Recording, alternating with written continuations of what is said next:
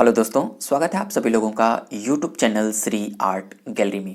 आज के टॉपिक में मैं आप सभी लोगों के समक्ष एक महत्वपूर्ण प्रैक्टिस सेट प्रोवाइड कर रहा हूं और ये प्रैक्टिस सेट एक स्पेशली शैली के ऊपर डिपेंडेड है। वो जो शैली है आप लोगों की पटना शैली है और आप सभी लोग जानते हैं कि आधुनिक कला में जो प्रवेश होता है पटना शैली का वो अपने आप में बहुत ही इम्पॉर्टेंट होता है और यहाँ से हर एक एग्जाम में क्वेश्चन पुटअप होते हैं। तो पटना शैली बहुत ही इम्पॉर्टेंट है और उससे इम्पॉर्टेंट जो भी प्रैक्टिस सेट है मैं आप सभी लोगों को प्रोवाइड कर रहा हूँ। तो आज के प्रैक्टिस सेट को आप सभी लोग शुरू से लेकर लास्ट तक जरूर देखिएगा और किसी भी क्वेश्चन में डाउट हो तो कमेंट बॉक्स में जरूर बताइएगा। पहला क्वेश्चन आप लोगों के स्क्रीन पर है। क्वेश्चन है कि अंग्रेजों की जीवनचर्या स्पष्ट चित्रित है और इस क्वेश्चन के 4 विकल्प दिए गए हैं। गुफा चित्रों में, मंदिर चित्रों में, रजवाड़ों भित्ति चित्रों में या संग्रहालय चित्रों में। तो इस क्वेश्चन का जो सही ऑप्शन हो जाएगा वो रहेगा रजवाड़ों भित्ति चित्रों में। जो अंग्रेजों की जीवनचर्या जो स्पष्ट हमें प्रदर्शित होती है, जो हमें दिखाई देती है, वो रजवाड़ों के भित्ति चित्रों में दिखाई देती है। क्योंकि भिन्न भिन्न प्रांतों में जो शासन काल थे, राजाओं के संरक्षण में जो भी चित्रकार उल्लेखनीय कार्य कर रहे थे, उनके दरबार में जो भी विदेशी जो भी सैलानी आए तो उनसे रिलेटेड भिन्न भिन्न चित्र भी उन दरबारों में देखने को मिलते हैं और वो चित्र जो थे वो भित्तियों के द्वारा निर्मित किए गए थे। तो क्वेश्चन नंबर फर्स्ट का जो राइट आंसर हो जाएगा वो सी हो जाएगा। आप लोग नोट करेंगे। नेक्स्ट क्वेश्चन पर ध्यान देंगे। क्वेश्चन नंबर 2 है कि चितेरा सेवक राम कहाँ का चित्रकार था। Very very important. पटना शैली में जो सेवक राम थे वो उल्लेखनीय इनके द्वारा कार्य किए गए हैं और उसी से रिलेटेड क्वेश्चन है कि चितेरा सेवक राम कहाँ का चित्रकार था, पटना, मुर्शिदाबाद, बनारस या दिल्ली। तो इस क्वेश्चन का राइट आंसर जो रहेगा वो रहेगा मुर्शिदाबाद, क्योंकि जो सेवक राम जो थे वो मुर्शिदाबाद से पटना की तरफ आए थे। जब मुर्शिदाबाद में जो राजाओं का संरक्षण चित्रकारों को प्राप्त होना बंद हो गया था तो बहुत से कलाकार भिन्न भिन्न प्रांतों में गए।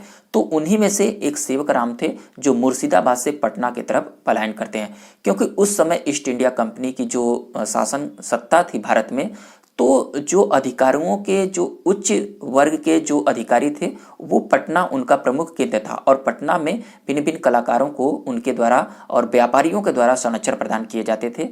तो भिन्न भिन्न कलाकारों के द्वारा उनके आश्रय में जो चित्र निर्मित किए जाते थे उनसे बहुत ही प्राथमिक जो श्रेय था वो प्राप्त होने लगा था। तो इसलिए सेवक राम का जो था वो मुर्शिदाबाद के कलाकार थे और पटना में आकर रहे थे। तो यहाँ पर जो क्वेश्चन पूछ रहा है कि चितेरा सेवक राम कहाँ का चित्रकार था, तो वो मुर्शिदाबाद के थे। तो क्वेश्चन नंबर 2 का जो राइट आंसर हो जाएगा वो बी हो जाएगा। इसको नोट करेंगे।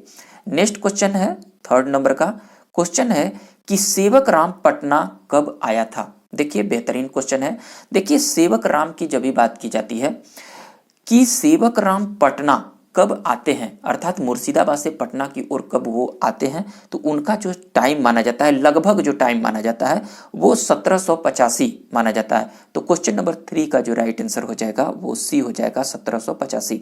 लेकिन याद रखिएगा यहाँ पर आप लोग यहाँ पर ऑप्शन में 1770 से 1820 ये जो समय माना जाता है, बहुत सारे बच्चे कमेंट भी करेंगे। देखिए सेवक राम का जो समय माना जाता है, उनकी जो चित्रांकन जो पद्धतियां जो प्रारंभ होती हैं, उनका शासन काल जो हमें देखने को मिलता है वो 1770 से 1820 माना जरूर जाता है। बट यहाँ पर जो क्वेश्चन पुटअप कर रहा है कि सेवक राम पटना कब आया था, तो आया वो 1785 के लगभग थे। तो क्वेश्चन नंबर 3 को आप लोग नोट करेंगे। नेक्स्ट क्वेश्चन पर हम लोग डिस्कस करने वाले हैं। क्वेश्चन नंबर 4 है कि किस चित्र केंद्र पर स्याह कलम के आधार पर चित्रण देखने को मिलता है। स्याह कलम आप लोग जानते हैं कि पटना शैली में स्याह कलम का बहुत ही उल्लेखनीय योगदान माना जाता है। स्याह कलम आप लोग कमेंट बॉक्स में जरूर कमेंट करके बताइएगा कि वह कौन सा मुगल दरबार था जिसके शासन काल में स्याह कलम के उल्लेखनीय चित्र देखने को मिलते हैं। कमेंट बॉक्स में कमेंट करेंगे। और जो पटना शैली थी, पटना शैली में जो स्याह कलम हमें देखने को मिलता है। तो क्वेश्चन नंबर 4 का जो राइट आंसर हो जाएगा वो ए हो जाएगा।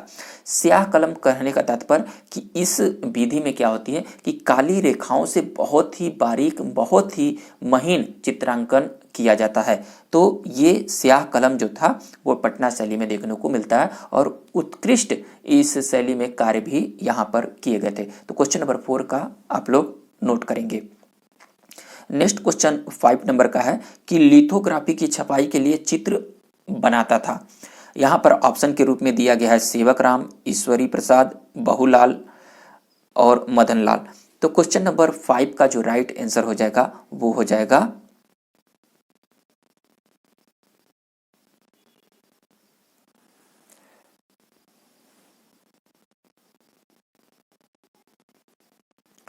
दोस्तों, आप लोग यहाँ पर थोड़ा सा ध्यान दीजिएगा, यहाँ पर थोड़ी सी मिस प्रिंट हो गई है। क्वेश्चन नंबर जो 5 है यहाँ पर बहुलास लाल नहीं है, बल्कि यहाँ पर जो होगा वो हुलास लाल दिया गया है।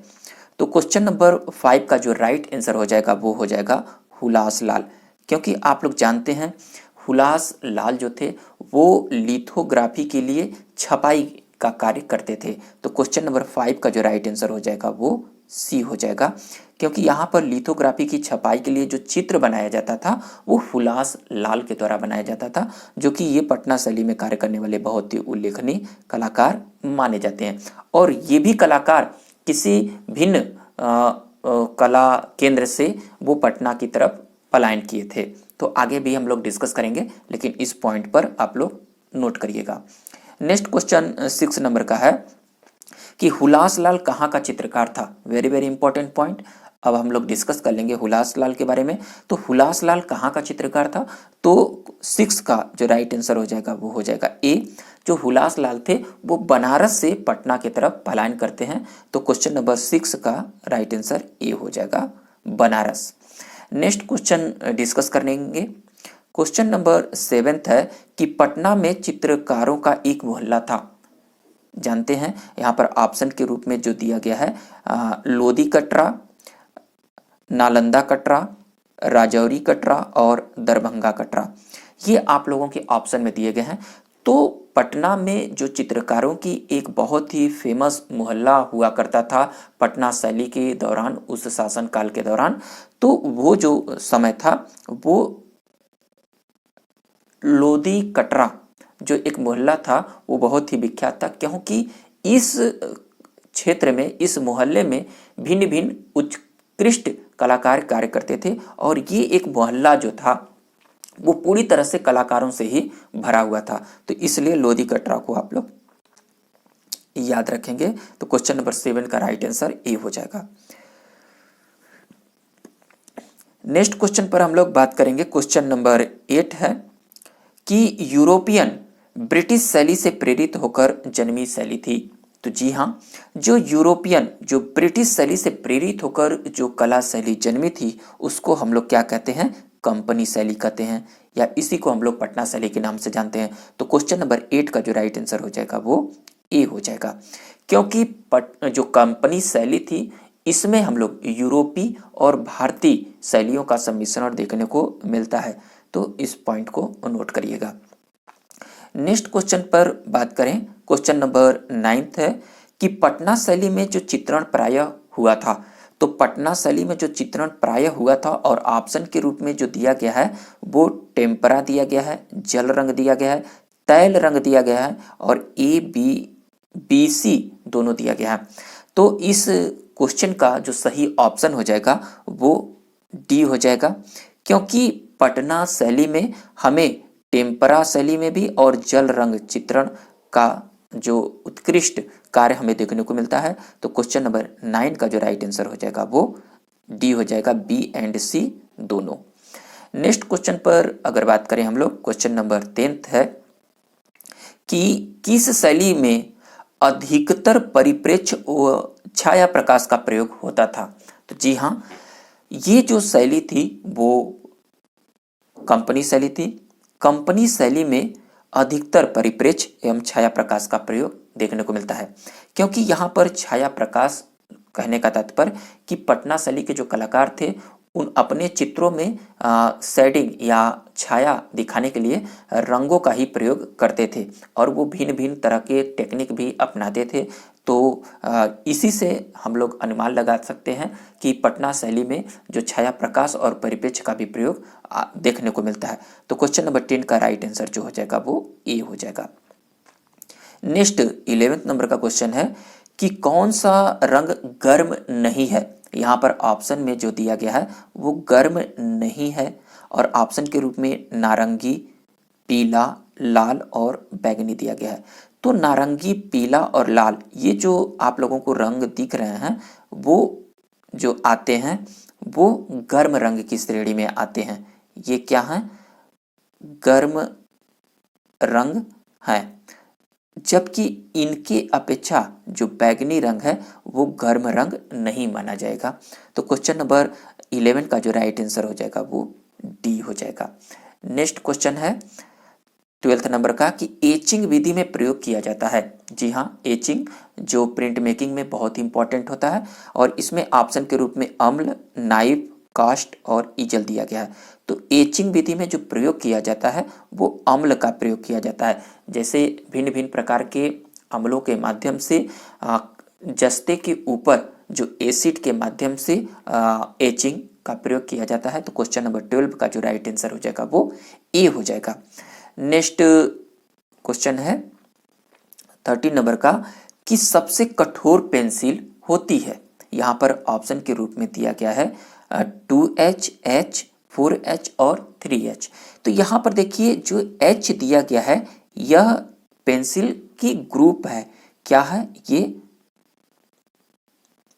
ग्रुप दी गई है और ये पेंसिल जो होती है ये सबसे कड़ी पेंसिल मानी जाती है, सबसे कड़ी पेंसिल मानी जाती है। वेरी वेरी इंपॉर्टेंट, क्योंकि ये बहुत ही हार्ड पेंसिल होती है, कड़ी पेंसिल होती है। अगर हम लोग पेंसिलों की श्रेणी देखें तो पेंसिलों की जो 3 प्रकार की श्रेणियां होती हैं, पेंसिलों की ये 3 श्रेणियां होती हैं। पहली जो होती है वो हार्ड होती है जिसको हम लोग कड़ी बोलते हैं। उसके बाद जो होती है वो नरम होती है, नरम होती है। और इसमें जो तीसरी ग्रुप में रखा जाता है हार्ड और नरम दोनों होती है, हार्ड और नरम दोनों होती है। 3 ग्रुप में इसको माना जाता है। तो जो हार्ड ग्रुप की होती है वो बहुत ही हार्ड होती है और इसमें जो नरम होती है वो बी ग्रुप की पेंसिल होती है और जो हार्ड और नरम दोनों होती हैं इस ग्रुप में रखी जाती है। तो ये जो हार्ड ग्रुप की पेंसिलों में यहाँ पर श्रेणी दिया गया 2H, H, 4H और यहाँ पर पूछ रहा है कि सबसे कठोर। तो इस हार्ड ग्रुप में सबसे कठोर जो हो जाएगी वो जिस नंबर की जो पेंसिल अधिक होगी वो हार्डनेस में चली जाएगी। तो यहाँ पर राइट आंसर जो हो जाएगा वो बी हो जाएगा, क्योंकि हार्डनेस में जो H है वो सबसे नरम हार्डनेस है और 4H जो है वो हार्डनेस में सबसे हार्ड पेंसिल मानी जाएगी। तो यहाँ पर 13 का राइट आंसर सी को टिक करेंगे। नेक्स्ट क्वेश्चन 14 नंबर का है कि अल्पना लोक कला है। जी हाँ, अल्पना लोक कला है और ऑप्शन के रूप में राजस्थान, पश्चिमी बंगाल, बिहार और गुजरात दिया गया है ऑप्शन के रूप में। तो अल्पना जो लोक कला है बहुत ही उत्कृष्ट और बहुत ही फेमस है और इसका जो संबंध रहा है वो पश्चिम बंगाल से रहा है। पश्चिम बंगाल की ये बहुत ही उत्कृष्ट लोक कला मानी जाती है। इसमें क्या होता है कि चावल को पीस कर उसका पेस्ट तैयार किया जाता है और महिलाओं के द्वारा हाथ की उंगलियों से या ब्रश के माध्यम से बहुत ही सुंदर आलेखन तैयार किया जाता है। तो ये पश्चिम बंगाल की बहुत ही इम्पॉर्टेंट लोक कला है। तो क्वेश्चन नंबर 14 का जो राइट आंसर हो जाएगा वो बी हो जाएगा। नेक्स्ट क्वेश्चन हम लोग डिस्कस करने वाले हैं। क्वेश्चन नंबर है कि भारत में सर्वप्रथम लिथोग्राफी की स्थापना की गई और ऑप्शन के रूप में बंबई, कलकत्ता, गोवा और घाटकोपर दिया गया है। तो क्वेश्चन नंबर 15 जो है ये आप लोगों के टेस्ट के रूप में रहेगा, टेस्ट के रूप में आप लोगों के